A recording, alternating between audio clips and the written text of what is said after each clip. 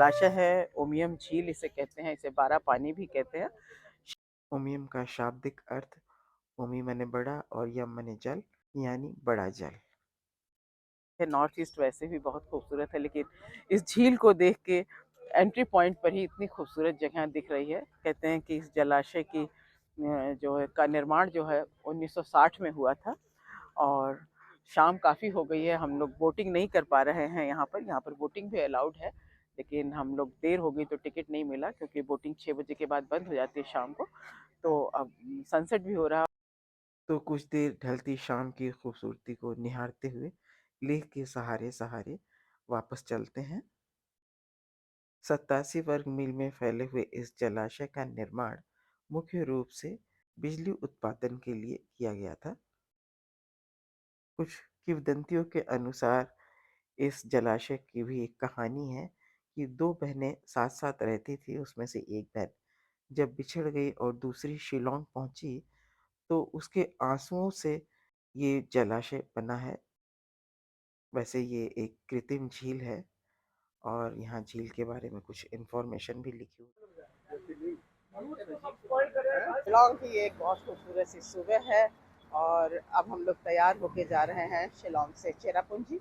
और 2 घंटे का रास्ता है, बहुत सारी जगह हैं चेरापूंजी में देखने के लिए। चलिए चलते हैं अपने न्यू डेस्टिनेशन की तरफ।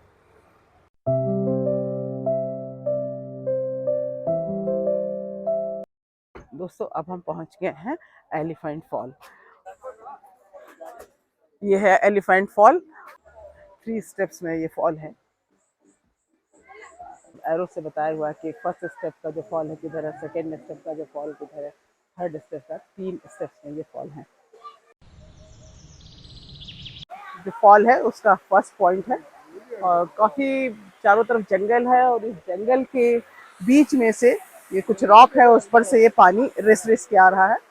एक्चुअल में ये फॉल नेचुरल है, तो जो जंगल में पेड़ है ना, उनकी जो जड़ों ने जो पानी सूख रखा होगा, वो पानी रिस रिस के नीचे आ रहा है और काफी दूर तक जा रहा है। कहते हैं कि जब रेनी सीजन होता है तब ये फॉल बहुत तेज से गिरता है। लेकिन क्लोजअप करके दिखाती हूँ कैसे जंगल के बीच से पानी आ रहा है, और रेनी सीजन में बहुत हैवी फॉल हो जाता है, और शायद उस टाइम इनको बंद भी कर देते होंगे यहाँ आने के लिए।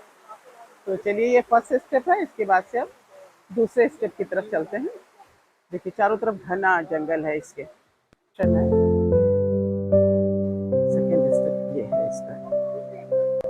ये देखिए वहाँ से जो पहाड़, वहाँ हमने दिखलाया वाटरफॉल का फर्स्ट स्टेप, वहाँ से पानी फिर इधर होता हुआ आ रहा और नीचे आ रहा है, और ये पहाड़ों के बीच से जो रॉक्स हैं उसके बीच से आता हुआ ये पूरा का पूरा जंगल है, और जंगल से ये नीचे आता हुआ ये पानी आ रहा है, और ये ब्रिज बना दिया, और इसके नीचे से ये उतरता हुआ ये इस साइड में जा रहा है, और वहाँ पर एक पॉइंट बना दिया है जहाँ पे लोग इंजॉय करते हैं। तो एलिफेंट फॉल का मैंने 2 स्टेप आपको दिखाया। फर्स्ट स्टेप वो था, सेकंड स्टेप ये है, और अब थर्ड स्टेप तक हम नहीं जाएंगे, क्योंकि अब हम थोड़ा थक भी गए हैं, और सेम ऐसा ही पानी है। तो चलिए अब चलते हैं वापस, और चेरापूंजी के दूसरी डेस्टिनेशन की तरफ आपको लेके चलते हैं। और आपको ले चल रहे हैं गार्डन ऑफ केव दिखलाने के लिए। तो चलिए, इसमें बहुत सारे केव्स हैं, करीब 10 या 11 केव्स हैं। तो ये केव नंबर 1 का एंट्री पॉइंट है। ये यहाँ पर केव को दिखलाने के लिए जगह जगह पे गाइड भी हैं। तो ऐसा बताया जा रहा है कि ये जो केव है इसके चारों तरफ जंगल है और इस जंगल में जो कोई आदिवासी रहते थे उनके जो मुखिया थे उनका ये पूरा किंगडम था और ये किंगडम में ये उनका बेडरूम था। ये पत्थर उनका बेड था और ये दूसरा पत्थर उनका पिलो था और ऐसी ही पूरी कहानी है। चलिए आगे देखते हैं। देखिए केव से भी पानी टपक रहा है, तो बहुत ध्यान से यहाँ पे आप चलिए। देखिए कितना ये केव डार्क है। एक तरह से उनके छुपने का स्थान होता था और मुखिया अपने अन्य साथियों के साथ यहाँ रहा करते थे। देखिए यहाँ पे एक झरना है, बताते हैं कि ये वो मुखिया इसमें नहाया करता था, उसका स्नान गृह था ये। ये एरो बना है दूसरे स्टॉप के लिए। क्योंकि ये एक तरह से ये वॉरियर देखिए, हुआ करते थे तो अपने को दूसरी जो जनजातियां थे उनसे बचा के अपना किंगडम अलग से बना के रहते थे, सरवाइव ये करने के दिस लिए वे ऐसी चीज़ें। बहुत बहुत ही कम ये है, हाथ भी नहीं फैला सकते, पूरा हाथ भी नहीं फैला सकते, इतना कम है इसमें जगह।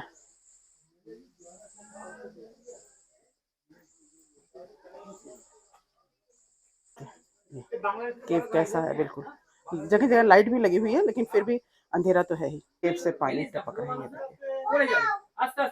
देखिए। संभल के चलना है, बहुत संभल के चलना है, बहुत नीचे है, बहुत नीचे है, बहुत नीचे, बिल्कुल एकदम देखिए कहाँ तक जा रहे हैं।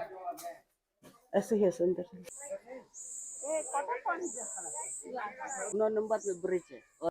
ये इनके किंग और क्वीन थे, मूर्ति सी बनाई हुई है बॉक्स में, ये इनकी डायनेस्टी थी। जो ये पूरा केव है, और ये यहाँ पर केव के बारे में कुछ सब लिखा हुआ है। ये बैम्बू का एक छोटा सा पाइप सा बना दिया हुआ है, और ये नेचुरल वाटर है, और बहुत पी लीजिए, आप पानी पीना, पीजिए पीजिए पीजिए। हाँ, ये नेचुरल वाटर है, यहाँ पे मेडिसिनल प्लांट है, और ये झरने का जो पानी है पूरा फिल्टर होके आ रहा है, पूरा मेडिसिनल वैल्यू है। थोड़ा पी के देखती, बहुत अच्छा है, क्लीन है एकदम। ये था गार्डन ऑफ केव का हमारा सफर, और अब हम चलते हैं चेरापूंजी के दूसरे डेस्टिनेशन की तरफ, आपको लेके चलते हैं। मेघालय में जहाँ भी जाएंगे ज़्यादातर इलाके हरे भरे ही हैं। तो आइए क्यों न सफ़र के दौरान मेघालय के भौगोलिक स्थिति पर नज़र डालते हैं। मेघालय पूर्वोत्तर भारत की 7 बहनों वाले राज्यों में से एक है। यह एक पर्वतीय राज्य है जिसमें घाटियों और पठारों के साथ साथ ऊंची नीची भूमि वाले क्षेत्र भी हैं। यहाँ पठार क्षेत्र की ऊंचाई 490 फीट से लेकर 6,483 फीट के बीच की है। पठार के मध्य भाग में खासी पर्वतमाला के भाग हैं जिनकी ऊंचाई अधिकतम है। इनके बाद दूसरे स्थान पर जयंती पर्वतमाला पूर्वी भाग में आता है। मेघालय का उच्चतम स्थान शिलोंग पीक है जहां बड़ा वायुसेना स्टेशन है। यह खासी पर्वतमाला का भाग है, और पठार के पश्चिमी भाग गारो पर्वतमय हैं और अधिकतर ये समतल इलाका है। गारो पर्वतमाला का उच्चतम जो शिखर है वो नोकरेक पीक है जिसकी ऊंचाई 4,970 फीट है। राज्य के पूर्वी खासी हिल्स जिले के मासमाई गांव से दक्षिण की ओर करीब 1 किलोमीटर दूर स्थित है मासमाई जलप्रपात, जिसे 7 सिस्टर्स जलप्रपात भी कहते हैं। अब हम आपको उस स्थान पर ले आए हैं जहाँ पर 7 सिस्टर्स लेक भी है, और बांग्लादेश का नज़ारा भी यहाँ से देखा जा सकता है। इंडिया का शिलोंग और उसके बाद से बांग्लादेश का कुछ क्षेत्र, ये दोनों एक साथ मिल रहे हैं। तो आइए हम आपको वो जगह दिखाते हैं, और ये हम कैमरा जूम करके दिखाते हैं कि पहाड़ी के उस पार जो इलाका दिख रहा है वो बांग्लादेश का इलाका है। और फिर से हम कैमरा पैन करते हैं, और देखिए हरियाली तो भी बनी हुई है। यह झरना खासी पहाड़ियों की चूना पत्थर की चट्टानों के ऊपर से सिर्फ बरसात के मौसम में गिरता है। पूरे उफान पर यह झरना चट्टान के साथ साथ ज़्यादातर रास्ते तक फैला रहता है। उस समय झरने की सातों धाराएं आसानी से दिख जाती हैं, लेकिन अभी क्योंकि बारिश का मौसम ख़त्म हो चुका है तो कुछ झरने तो दिख रहे हैं और कुछ के केवल निशान ही दिख रहे हैं। ये देखिए, ये दोनों पहाड़ियों के बीच में पतली सी पानी की धारा जा रही है। यही ये 7 सिस्टर्स की जो फॉल्स हैं उसी से निकल के जा रही है। इन झरनों से जुड़ी हुई यहाँ की किंवदंती कथा है कि 7 बहनें थी जिनके पीछे एक प्रेमी पड़ गया था, और प्रेम वे और विश्वास अपनी बहनों से ईर्ष्या माना जाता है। ईष्ट से प्रार्थना करके पौराणिक अपने को झरने में बदलवा लेती हैं। ये साथ साथ गिरती तो ज़रूर है पहाड़ों से, लेकिन मिलती नहीं है। किंवदंतियों से परे ये एक खूबसूरत टूरिस्ट स्पॉट है, लेकिन झरने के पास पहुंचने तक के लिए कोई मार्ग नहीं है। लेकिन इसी रूट पर आगे जाके बांग्लादेश बॉर्डर पर एक बहुत ही खूबसूरत डेस्टिनेशन है, डाकी रिवर, जो इंडिया का क्लीनेस्ट रिवर है। यहाँ पर आप बोटिंग का आनंद ले सकते हैं। कुछ देर तक यहाँ समय बिताकर एक यादगार पल अपने साथ ले जा सकते हैं।